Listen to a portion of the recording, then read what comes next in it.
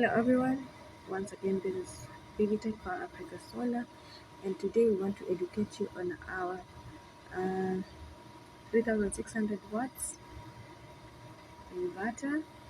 It is a 24 volt system, meaning if you have two 200 Ah batteries, two 200 Ah batteries of 12 volts, you are able to connect this. It has a 230 VAC, that is the normal power that we get from our grids. That is what it produces.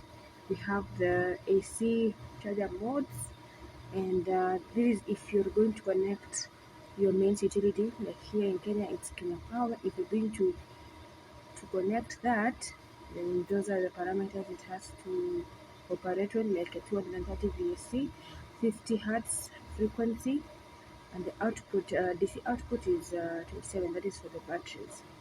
So for this, we have a rated power of 400 watts, 4000 watts, meaning yes, the inverter is at 3600 watts, but the panels is giving you an allowance of 4000 watts, meaning you have extra 400 watts that you can connect into your system. So while you're doing your installation, you make sure you consider the VOC of the panels, meaning when you're doing your installation, your total voltage if you're doing your connection in series is not supposed to be exceeding 500 VDC, and then your panels need to have a startup voltage of 120. If you're connected, this means that for this inverter to work effectively, your panels need to be in series, because if your panels are connected in parallel, it means that the voltage will be the same. So you need to connect the panels in series so that you achieve either 120 degrees, or 120 volts. So the startup voltage is 120, meaning the inverter won't start until you reach a VOC of 120, and the max you can go while connecting your panels is 500 VDC. If you go above that, you'll blow up the inverter. So this is how the display looks like. It's a touchscreen display.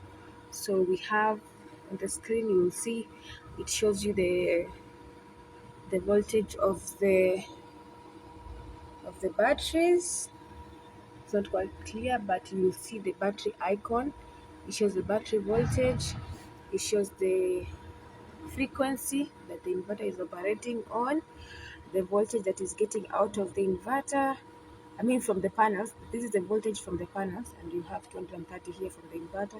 The voltage from the panels is 227. So this is able to help you even know in case there's a problem with the panels, you'll be able to know where to start from, because you will see you ideally know the voltage then that the inverter is supposed to be operating on.